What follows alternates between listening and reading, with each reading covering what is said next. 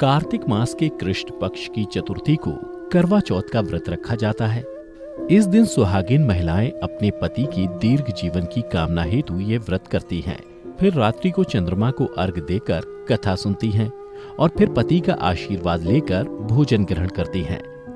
आज की इस वीडियो में हम आपको करवा चौथ की कथा सुनाने जा रहे हैं, तो चलिए कथा शुरू करते हैं। समय पहले की बात है, किसी गांव में एक साहूकार रहता था। उसके 7 पुत्र और एक पुत्री थी।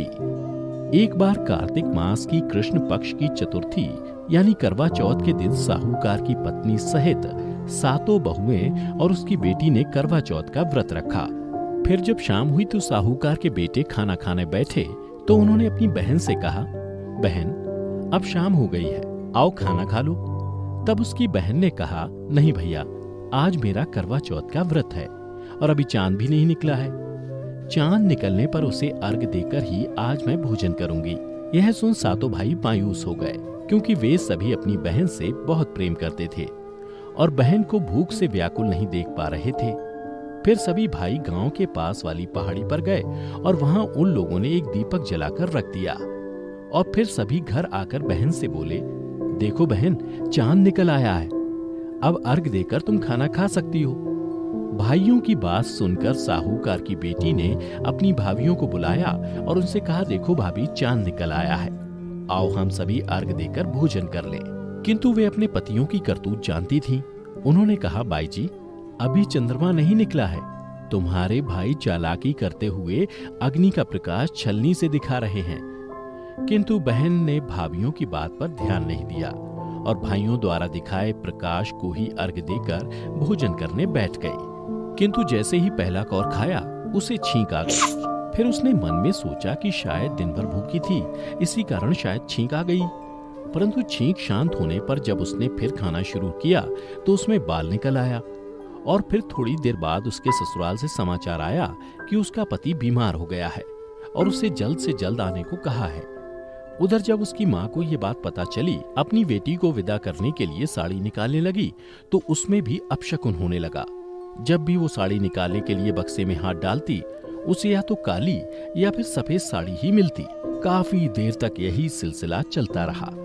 फिर साहूकार की बेटी माँ से बोली, माँ, यह सब रहने दो, मेरे पास समय नहीं है, मैं ऐसे ही जा रही हूँ। फिर वह अपने ससुराल के लिए चल पड़ी।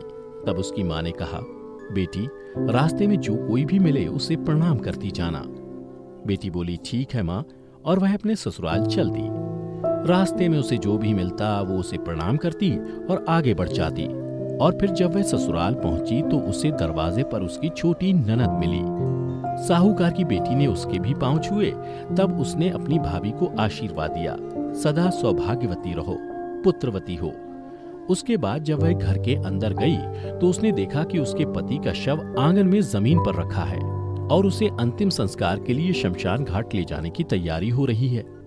फिर वो पति के शव के पास गई और शव से लिपटकर जोर जोर से रोने लगी। उसके बाद जैसे ही लोग उसके पति को ले जाने लगे तो वो चिल्लाते हुए बोली, मैं अपने पति को नहीं ले जाने दूंगी, और जिद करने लगी। किंतु गांव वाले जब नहीं माने तो साहूकार की बेटी उन लोगों से बोली, मैं भी इनके साथ शमशान चलूंगी, और फिर साथ साथ शमशान चली गई। शमशान घाट पहुंचने पर जब उसके पति के अंतिम संस्कार का समय आया और उसे चिता पर लिटाया जाने लगा तो वो बोली, मैं अपने पति को जलाने नहीं दूंगी। यह सुनकर शमशान घाट में मौजूद लोगों ने उसे काफी समझाया, लेकिन वो अपनी जिद पर अड़ी रही।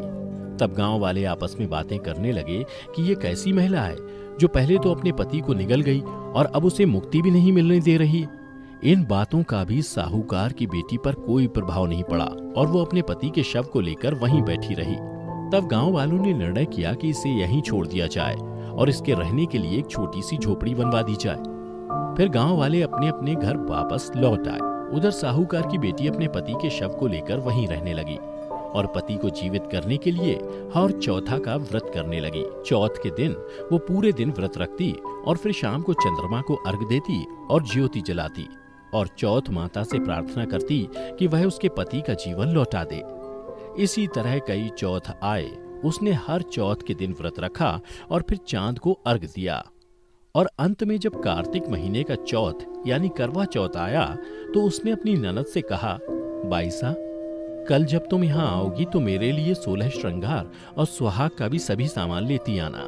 उधर ननद जब घर पहुंची और उसने ये बात अपनी माँ को बताई तो उसने पहले तो सोचा कि उसकी बहू पागल हो गई है।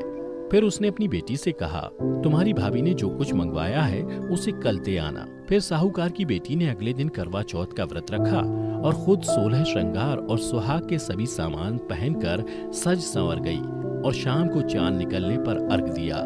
चौथ माता की ज्योत करे और चौथ माता प्रकट हुई और बोली, करवो करवोले, भाइयों की प्यारी करवोले, दिन में चांद उगाने वाली करवोले। यह सुन उसने उनके पैर पकड़ लिए और बोली, माता मेरा सुहाग वापस करो। यह सुन देवी ने कहा, बहनों की प्यारी, तुझे सुहाग से क्या लेना देना, तुझे सुहाग से ज्यादा भोजन प्यारा है। यह सुनकर साहूकार की बेटी बोली, माता मुझसे भूल हो गई, मुझे क्षमा कर दो। तब माता ने कहा, बेटी मेरा पांव छोड़ दो, अब मेरे जाने का समय हो गया है। यह सुन साहूकार की बेटी बोली, नहीं माता, जब तक आप मुझे मेरा सुहाग वापस नहीं करेंगी तब तक मैं आपका पांव छोड़ने वाली नहीं हूँ। इसके बाद माता के बार बार कहने पर भी जब उसने उनके पांव नहीं छोड़े तब चौथ देवी बोली, बेटी क्या तुम अपने सुहाग का सारा सामान मुझे दे सकती हो? तो साहूकार की बेटी ने कहा, माता मैं सुहाग का सामान क्या, मैं तो अपने पति के लिए अपनी जान भी दे सकती हूँ। उसके बाद उसने सुहाग के सारे सामान माता को दे दिए। फिर माता ने अपनी आंखों से काजल निकाला, नाखूनों से मेहंदी निकाली, मांग से सिंदूर निकाला और फिर उन्होंने अपनी अंगुली उसके पति के मुंह में दे दी। थोड़ी देर बाद उसका पति जीवित हो गया। यह देख साहूकार की बेटी खुशी से झूम उठी और उसने माता को साष्टांग प्रणाम किया। फिर चौथ माता जाते जाते उसकी झोपड़ी को महल में बदल दिया।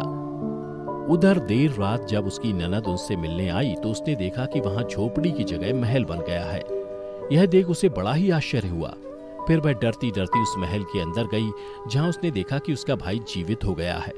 फिर साहूकार की बेटी की नजर जब अपनी ननद पर पड़ी तो वह दौड़कर उसके पास आई और बोली, देखो बाईसा, आपके भाई जीवित हो गए। देखो देखो बाईसा, आपके भाई जीवित हो गए हैं। फिर दोनों गले मिले और रोने लगे।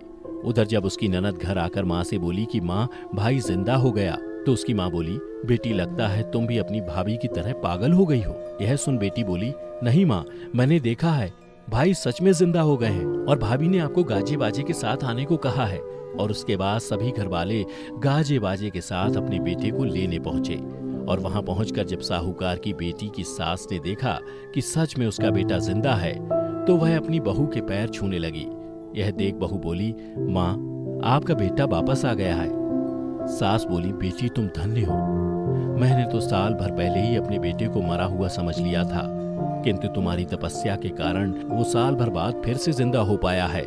तो करवा चौथ की कथा दोस्तों आज यहीं समाप्त होती है, किंतु गेहूं की 13 दाने दाएं हाथ में लेकर ही यह कथा सुने और कथा सुनने के बाद अपने सासू जी के चरण स्पर्श करें और करवा उन्हें दे दें। पानी का लोटा और गेहूं के दाने अलग रख लें। रात्रि में चंद्रोदय होने पर पानी में गेहूं के दाने डालकर उसे अर्घ दें, फिर भोजन करें। तो दर्शकों, उम्मीद करता हूं कि आपको हमारी ये कथा पसंद आई होगी। अगर पसंद आई हो तो इसे ज्यादा से ज्यादा लाइक और शेयर करें। साथ ही अगर आप हमारे चैनल पर नए हैं तो ऐसी ही कथाओं के लिए हमारे चैनल को अभी सब्सक्राइब कर लें।